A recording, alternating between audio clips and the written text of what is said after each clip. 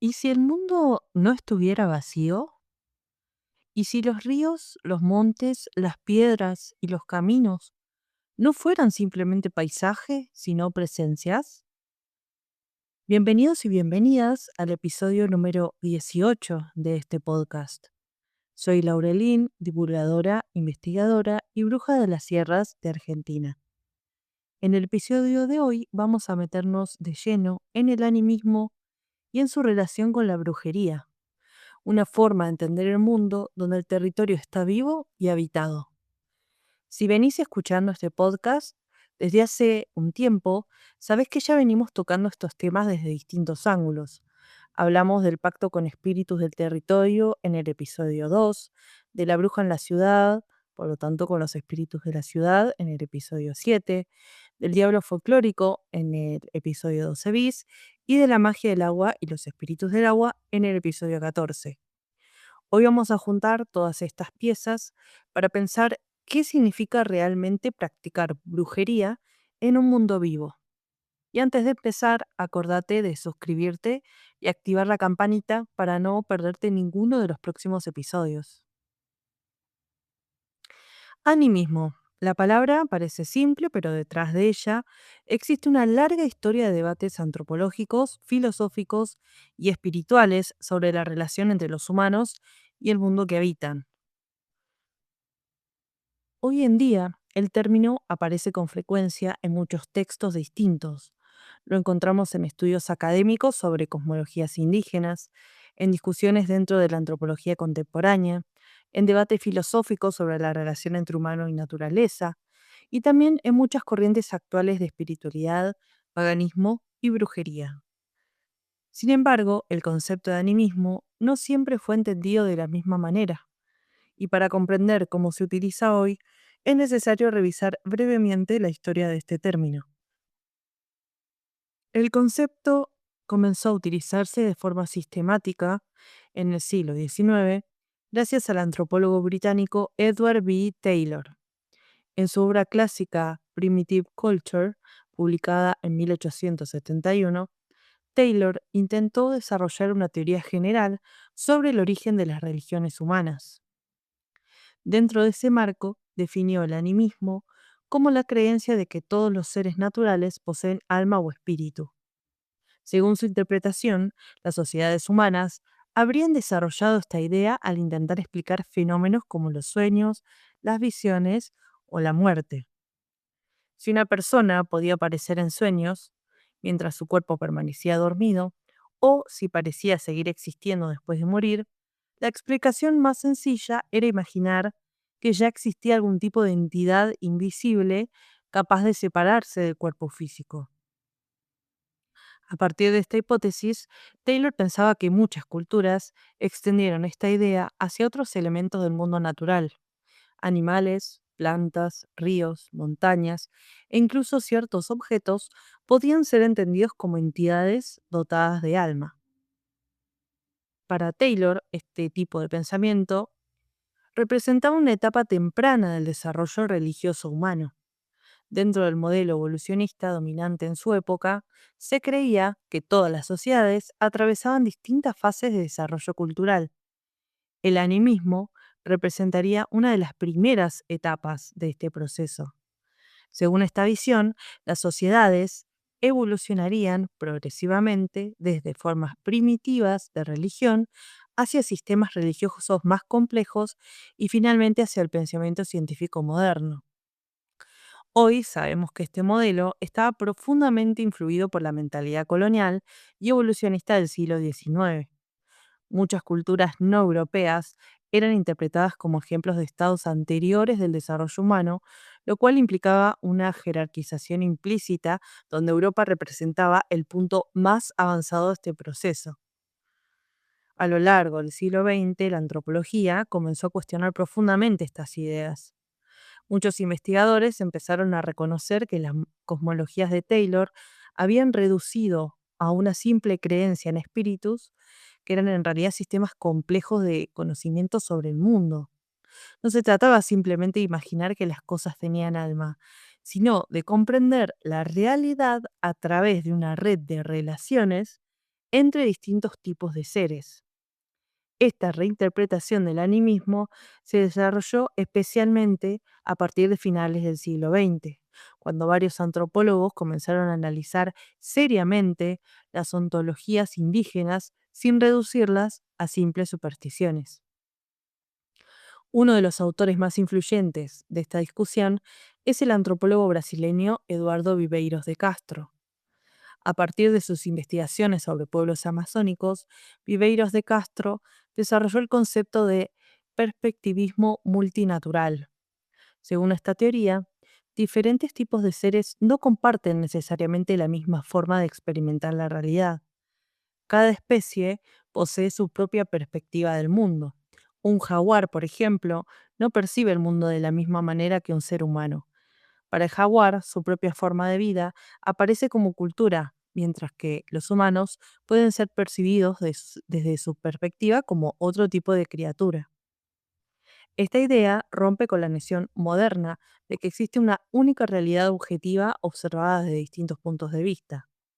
En cambio, propone que existen múltiples mundos coexistiendo al mismo tiempo, cada uno asociado a la perspectiva de distintos tipos de seres. Este tipo de pensamiento nos obliga a reconsiderar profundamente la forma en la que entendemos la relación entre humanos y naturaleza. Desde una perspectiva moderna occidental, la naturaleza suele ser concebida como un conjunto de objetos físicos que existen independientemente de los seres humanos. En cambio, muchas cosmologías animistas entienden al mundo como una red de relaciones entre diferentes sujetos.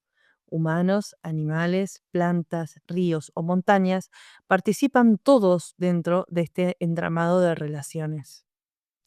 Otro autor fundamental para comprender esta reinterpretación contemporánea del animismo es el antropólogo británico Tim Ingold.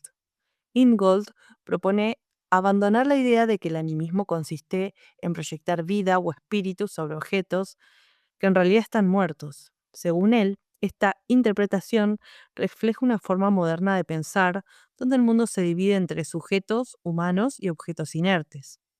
En cambio, Ingold sostiene que el animismo describe una forma distinta de percibir el entorno.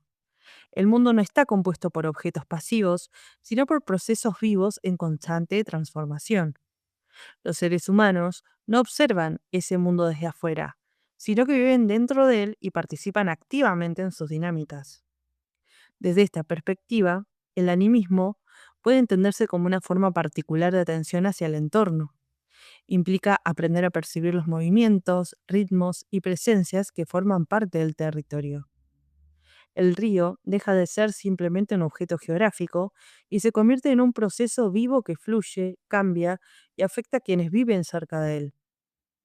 El bosque deja de ser un conjunto de árboles para convertirse en un sistema de relaciones entre múltiples formas de vida. Una definición contemporánea muy influyente del animismo fue propuesta por el antropólogo Graham Harvey.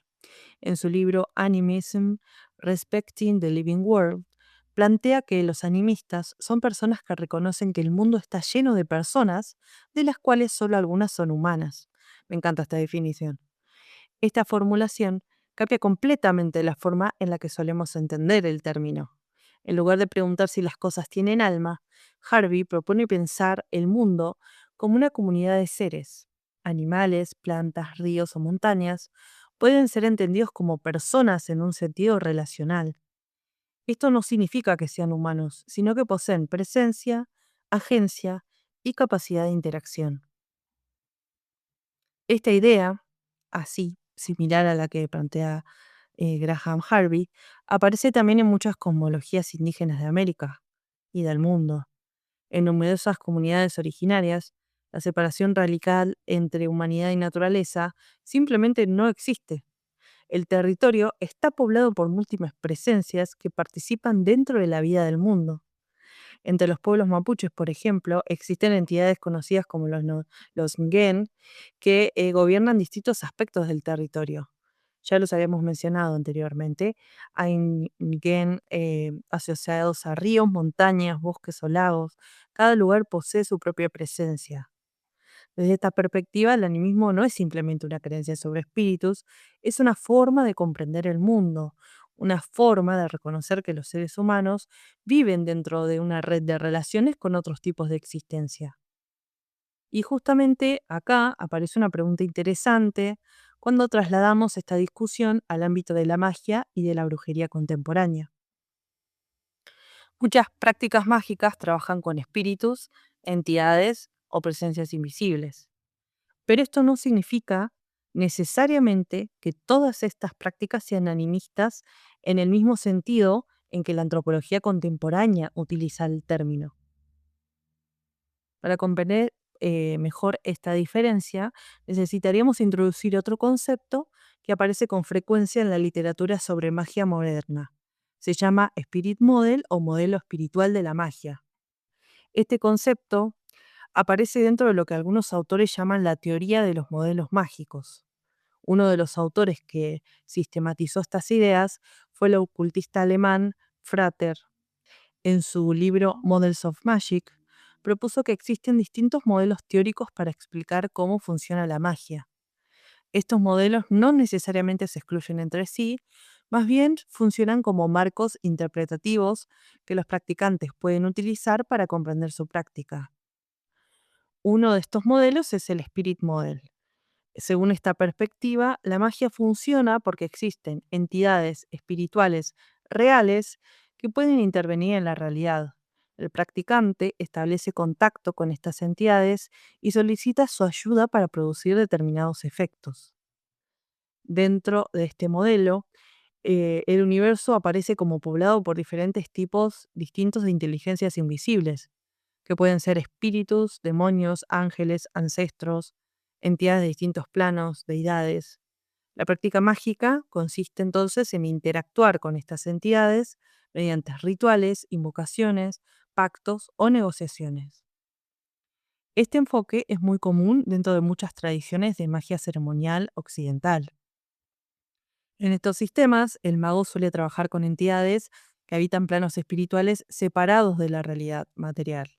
El ritual funciona como una forma de abrir un canal entre estos planos y muchas veces obligar a estas entidades a que hagan lo que el mago quiere. Autores como Phil Hine desarrollaron estas ideas dentro de corrientes más contemporáneas como la magia del caos. En sus escritos, Hine describe cómo los practicantes pueden trabajar con diferentes tipos de entidades espirituales dentro de la práctica mágica. Algunas de estas entidades pueden provenir de tradiciones espiritualmente antiguas, mientras que otras pueden surgir de la imaginación simbólica del propio practicante. Dentro de este enfoque, la cuestión fundamental no siempre es si los espíritus existen objetivamente o no, sino si el modelo resulta útil dentro de la práctica. La magia del caos, por ejemplo, suele adoptar una actitud pragmática hacia estos modelos. Un practicante que puede utilizar el Spirit Model en ciertos contextos, el modelo psicológico en otros o el modelo energético dependiendo del tipo de trabajo que esté realizando. Sin embargo, cuando empezamos a observar estas cosas dentro de la brujería folclórica, aparece una diferencia interesante. En muchos sistemas de magia ceremonial, los espíritus se conciben como entidades separadas del mundo material, a las que se accede mediante rituales específicos. En cambio, muchas tradiciones de brujería, especialmente aquellas vinculadas al folclore y al territorio, no perciben necesariamente a los espíritus como habitantes de un plano separado. En estos contextos, los espíritus no están en otro mundo, están en este. Forman parte del paisaje, del territorio, del entorno cotidiano. Y justamente por eso, cuando observamos estas prácticas de una perspectiva antropológica, vemos que se parecen mucho más a una ontología animista que al spirit model clásico de la magia ceremonial. En muchas tradiciones de brujería folk, el mundo no aparece dividido entre un plano material y otro espiritual completamente separado. El paisaje mismo está vivo y poblado por presencias. Un bosque puede tener guardianes, un río puede tener dueños, una casa puede tener espíritus domésticos, un cruce de caminos puede ser un lugar donde habitan determinadas entidades. El trabajo del practicante no consiste necesariamente en invocar entidades desde otro plano, sino en aprender a relacionarse con las presencias que ya forman parte del territorio. Y aquí es donde algunas autoras contemporáneas de brujería han comenzado a describir su práctica en términos muy cercanos al animismo.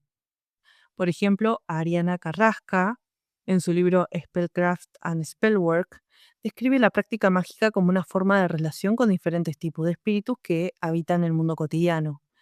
Estos espíritus no aparecen necesariamente como entidades trascendentes o cósmicas, sino como presencias situadas dentro del entorno.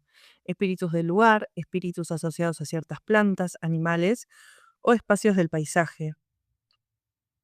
Desde esta perspectiva, la brujería se convierte menos en una tecnología para invocar fuerzas externas y más en una práctica de relación con el mundo vivo.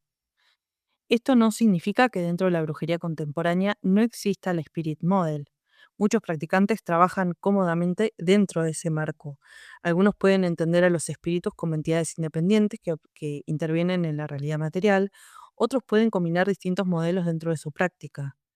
La brujería es en gran medida un campo muy plural, donde cada practicante construye su propia forma de relación con lo invisible.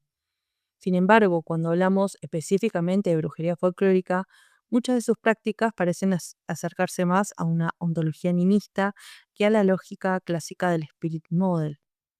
Sobre todo en esto, nosotros queremos generar relaciones de reciprocidad y de respeto con los espíritus, que eso muchas veces no sucede con la magia ceremonial. Uno está comandando al espíritu, ¿no? Por ejemplo. Em, bueno, en este sentido, mm, la brujería folclórica, esto ya sabemos que surge de una relación directa con el territorio, entonces el mundo deja de ser un escenario vacío donde el mago invoca entidades externas. Para nosotros es un paisaje habitado lleno de presencias todo el tiempo. Entonces, la brujería folk es ontológicamente animista, no necesariamente porque todos los practicantes utilicen explícitamente el término animismo, sino porque su forma de entender el mundo presupone que el entorno está vivo y poblado por múltiples presencias. Pero esto no elimina la posibilidad de trabajar dentro del Spirit Model. Cada practicante tiene libertad para interpretar su práctica de diferentes maneras. Si observamos las raíces folclóricas de muchas tradiciones mágicas, encontramos una y otra vez la misma intuición fundamental. El mundo está vivo, el territorio tiene presencia y la magia consiste en aprender a relacionarse con ese mundo vivo. Y justamente allí, en esa relación con el territorio, el animismo vuelve a aparecer como una de las claves más interesantes para comprender muchas formas de brujería contemporánea.